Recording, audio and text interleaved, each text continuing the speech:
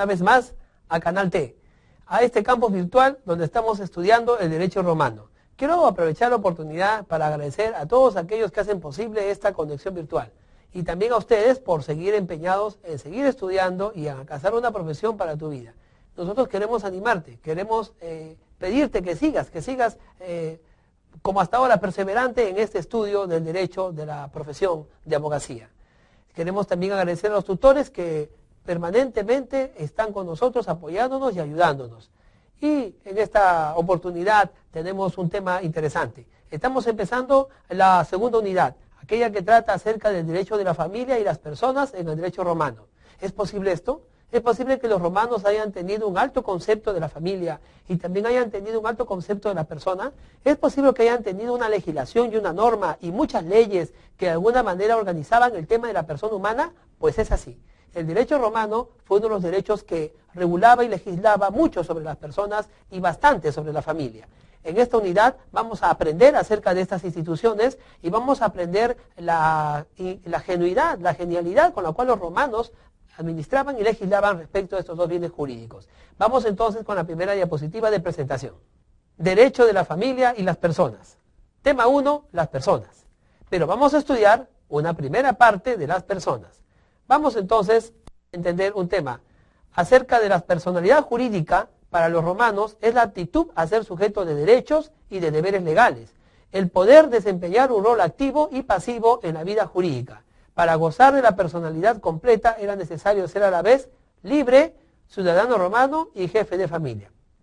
Fíjese, es interesante entender que en toda la legislación relacionada con la persona, aún la legislación moderna, se relaciona la actitud de la persona a la posibilidad que tenga ésta de discernir. Es decir, a la posibilidad que tenemos todos nosotros como seres humanos de tener un rol activo o pasivo dentro de la sociedad. Poder contratar, poder hacer actos jurídicos, poder tener algún cargo, poder elegir, poder oponer, poder reclamar. La actitud de la persona de hoy en día está limitado a su característica de ciudadano. Y también a la posibilidad que tenemos de ejercer nuestros derechos por nuestra propia voluntad y por nuestra propia conciencia. El discernimiento que se le exige a toda persona era parte también de lo que los romanos exigían para que una persona sea considerada tal. Pero no solamente el aspecto subjetivo era considerada para los romanos para uno llegar a ser persona. También tenía que tenerse en cuenta otros temas de naturaleza legal. Para los romanos tenía que ser libre, es decir, no podía ser un esclavo, tenía que ser ciudadano romano, es decir, haber recibido esa investidura y jefe de familia. Los jefes de familia o paters eran de muy alto honor dentro de la sociedad romana. Ya hablamos de los delitos que lo protegían, aquellos delitos contra el pater. Ahora vamos a hablar de la importancia de un pater. Vamos entonces a entender cómo era esto de los ciudadanos. Vamos a la diapositiva. En la diapositiva podemos ver cómo se componía la familia romana. Podemos encontrar ahí un pater, a su esposa y a sus hijos, es decir, a los hijos. El pater family era importante en la sociedad romana porque se comprendía desde épocas inmemoriales de que la familia era la fuente del imperio romano. El ciudadano romano era aquel que podía ejercer la magistratura, es decir, podía ser elegido en cargos públicos. Era también aquel al cual se le aplicaba el derecho que protegía a los romanos.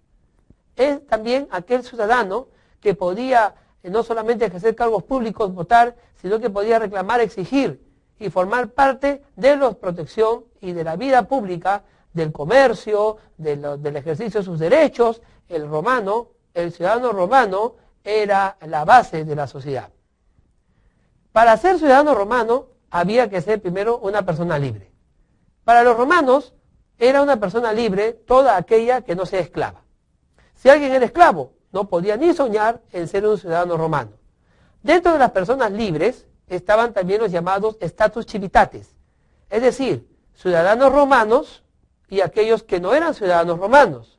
También eran considerados dentro de este estatus los llamados ingenuos y los llamados libertos. Es importante darse cuenta que los romanos no eran injustos.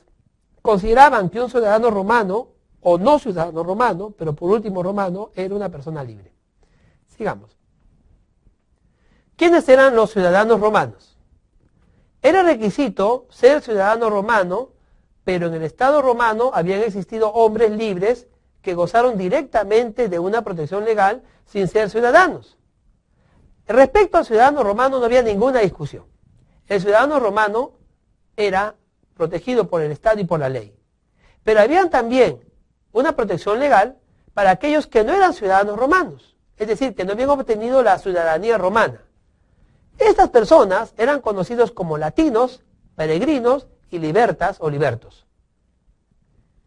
El derecho a la ciudadanía romana podía adquirirse por nacimiento o por una medida de favor por hecho posterior al nacimiento. ¿Qué significa esto? Puede ocurrir que tú habías nacido como liberto o habías nacido no como ciudadano romano. Puede ser incluso que tú no fueras romano. De repente eras griego, eras galo, eras germano o eras hebreo, ¿verdad? Pero hacías grandes cosas por la ciudadanía, por el Estado romano, sea en Roma o sea en sus diferentes provincias. El Estado romano entonces lo que hacía era extender su protección hacia ti. Y por los méritos a los cuales tú habías obtenido, te otorgaban la ciudadanía romana. Conocido es el caso de Saulo de Tarso, a quien se cree que a su padre seguramente le habían dado la ciudadanía romana. Al ocurrir esto, y siendo el padre de Saulo, o San Pablo, el que llegó a ser San Pablo, un ciudadano romano, esa calidad le pasaba a su hijo, es decir, a Saulo. Es posible también que Saulo haya obtenido la nacionalidad directamente, pero todos sabemos que Saulo no era romano de nacimiento. Había también el ciudadano romano que no era de nacimiento, es decir, aquel que nacía dentro de un hogar romano, papá y mamá romana. Estos eran todos los ciudadanos romanos. Seguimos con la diapositiva. ¿Qué estatus jurídicos tenía un ciudadano romano? Bueno, tenía un gran estatus, quizá el principal estatus, en el derecho público y así como en el derecho privado. Él podía tener el derecho al matrimonio legítimo, es decir, al matrimonio que el Estado romano reconocía como tal. Y ya que el matrimonio era el origen de la familia, su derecho inmediato que tenía el ciudadano romano era al ser el de ser un pater de familia, es decir, un padre de familia, un jefe de casta. Este derecho era conocido como los romanos con el nombre de connubium, es decir, el matrimonio. El connubium entonces era el estatus, el derecho que tenía una persona que era ciudadana romana. Pero aparte del connubium tenía otro derecho también, el commercium, es decir, el derecho de adquirir y transmitir la propiedad civil, el derecho de ser un acreedor, ¿no?, endeudar a otro o de testar, es decir, de dejar testamento. El commercium era íntimamente relacionado con la propiedad y también con la posesión. Estaba entonces dentro de los derechos y las facultades que tenía un ciudadano romano. Pero eso no era todo. El ciudadano romano también tenía el derecho al jus suffragii, es decir, al derecho de voto. Podía elegir, participar de los comicios, participar de los plebiscitos.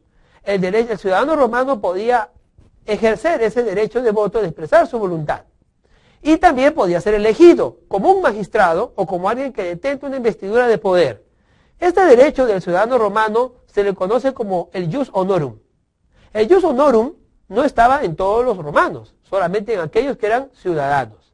Y también tenía el privilegio de tener el derecho a un apellido y a un nombre. Este derecho romano era conocido como trianomina, es decir, el prenomen y el nomen, apellido y nombre, lo cual no ocurría en muchos romanos de la época. El ciudadano romano, como usted puede ver, era un estatus jurídico más alto, y su estatus jurídico le reconocía derechos y facultades, pero también deberes. El deber de proteger el Estado, el deber de respetar y querer a su emperador, el derecho de obedecer las leyes y el derecho de proyectar más allá la luz de Roma.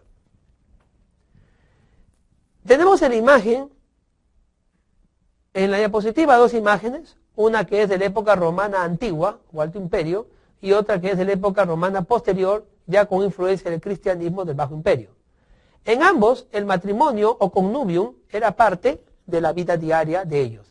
El commercium, podemos ver en la imagen de comerciantes, ¿no?, esculpido en piedra, era también un estatus jurídico que tenía el ciudadano romano. Estos dos derechos eran importantes para el desenvolvimiento del ciudadano dentro de la sociedad. ¿Quiénes eran los no ciudadanos? La diapositiva indica claramente quiénes eran. Eran los extranjeros. Aquellos estaban privados de las ventajas que tenía el ciudadano romano y solamente disfrutaban de un derecho, el derecho que les daba el Jus Gentium. Entre estos no ciudadanos podíamos encontrar a los latinos y a los peregrinos o peregrini. Debemos recordar que los no ciudadanos eran también hombres libres. Eran hombres libres, solo que no eran romanos. Los latinos, por ejemplo, eran los hombres libres no romanos que eran tratados con más favor. Los latinos tenían más ventajas comprendidas en el derecho de ciudadanía del Jus Gentium y eran de tres clases. Estaban los latinos veteres, los latinis colonari y los latinis juniani.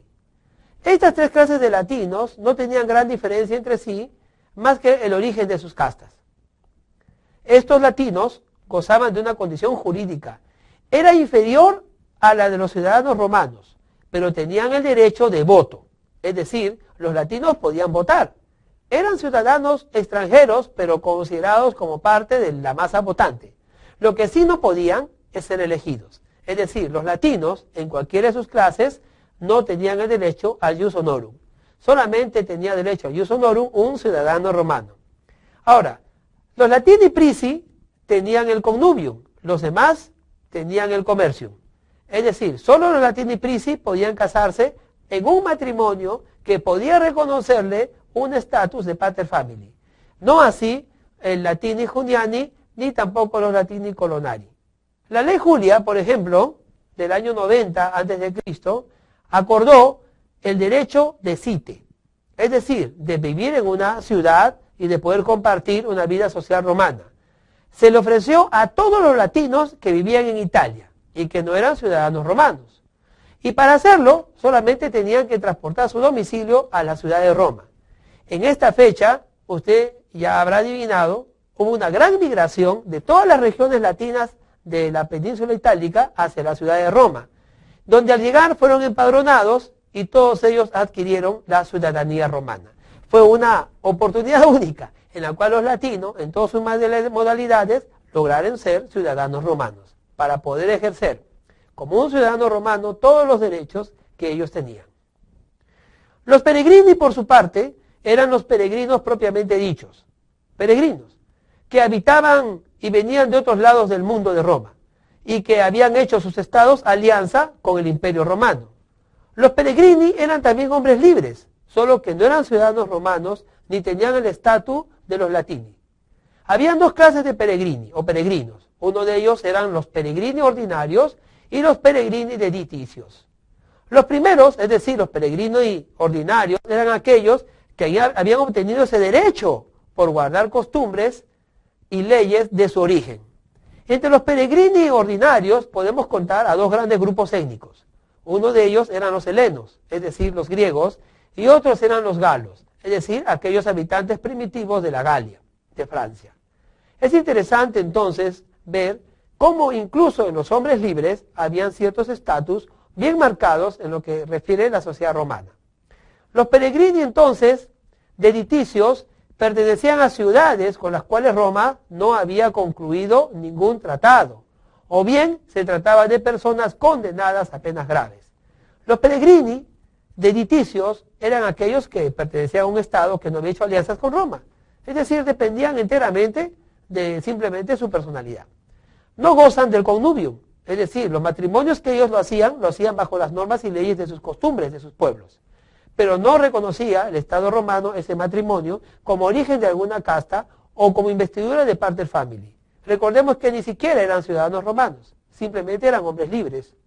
También tenían limitaciones respecto al derecho del comercio, pero sí gozaban de un procedimiento especial de arbitraje para resolver sus problemas. Es decir, un romano, un tribuno romano, un magistrado romano podría intervenir como arbitraje en caso la normatividad de su tribu, de su nación, no solucionara su conflicto. Los peregrinos eran entonces también hombres libres a quienes se les reconocía parte de la aplicación del Jus Gentium. El tercer grupo de estos hombres libres no ciudadanos romanos eran los ingenuos. Bueno, el nombre no significa en realidad absolutamente nada.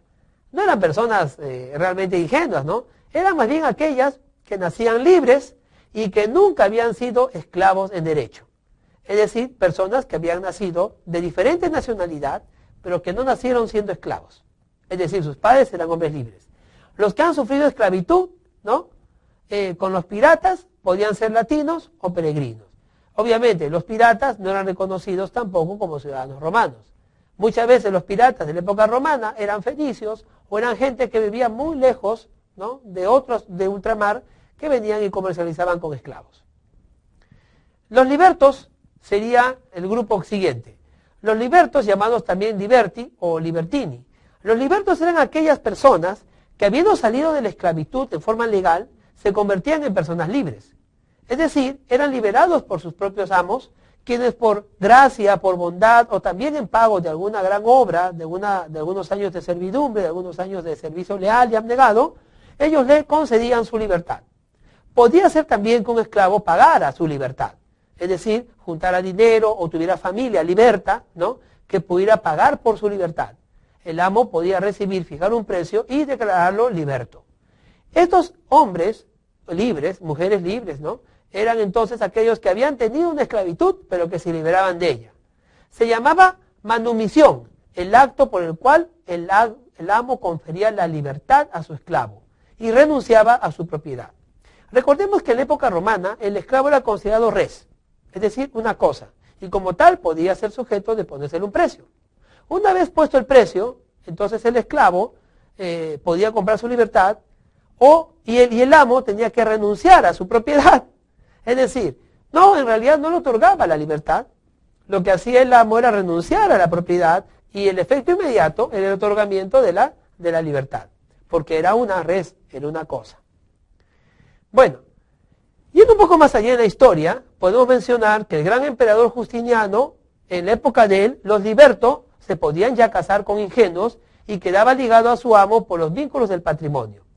Es decir, un liberto podía casarse con una ingenua que había nacido libre y ambos podían someterse a la protección de su amo anterior a través del patrimonio. En ese caso, tomaba el nombre del patrón y al igual que los hijos, le debía respeto. El patrón era aquel que había sido amo de él mientras duraba la esclavitud.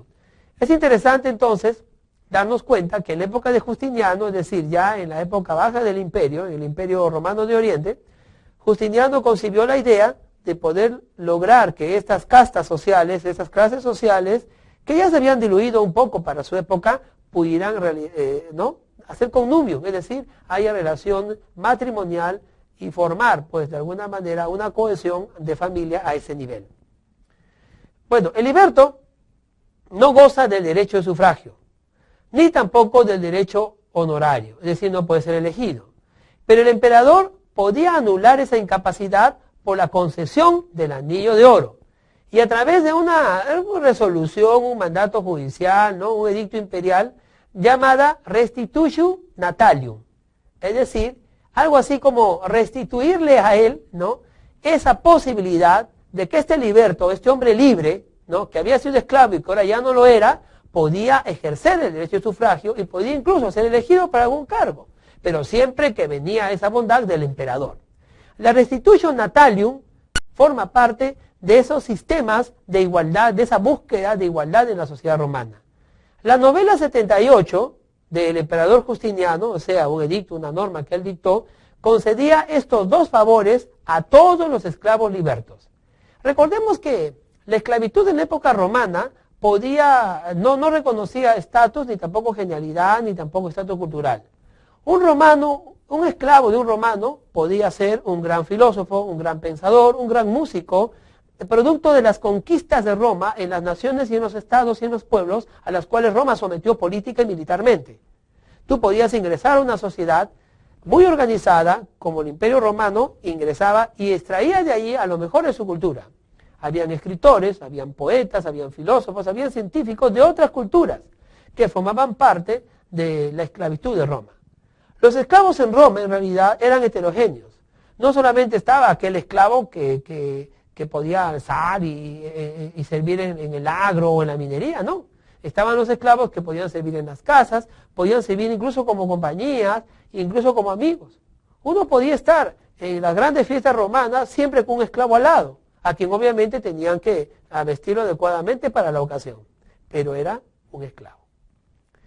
Los libertos latinos son los libertos de los latinos y de los latinos juniors, también llamada ley junia.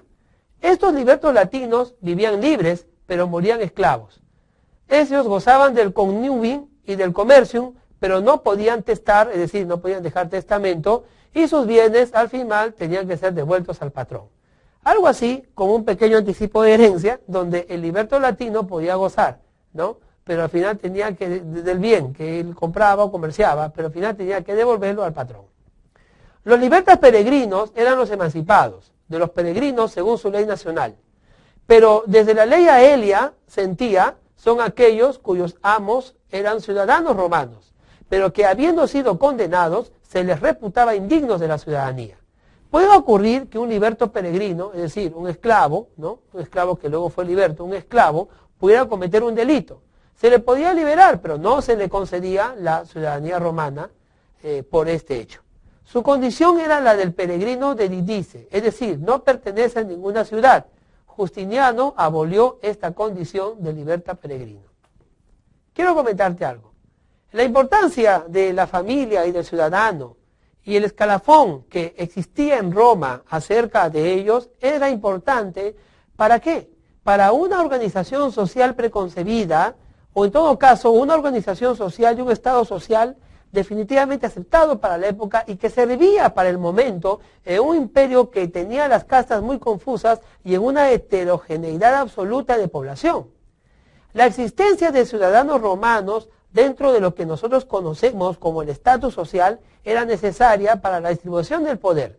Los romanos lo aceptaron así y partiendo de esa realidad buscaron entonces cierto equilibrio y cierta justicia.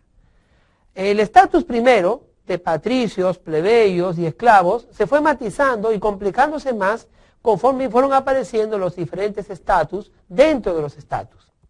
Conforme la ciudad romana, el imperio romano comenzó a avanzar y evolucionar, esto fue entonces de alguna manera protegido y cambiado y modificado hasta las reformas que hizo Justiniano, entre las que fue la libertad y la desaparición de los libertas peregrinos y la concesión a ciertos hombres libres de la posibilidad de ejercer a cargos públicos que antes estaba reservado solamente a los patricios que tenían la ciudadanía romana. Es interesante entender que los romanos tenían un concepto muy amplio acerca de la persona y que también ya habían puesto las bases de la comprensión de lo que significaba las investiduras en los ciudadanos. Gracias por acompañarme en este primer tema de esta segunda unidad. Estamos estudiando la familia y la persona romana. Y hoy hemos concluido con la persona humana, el ciudadano romano, primera parte.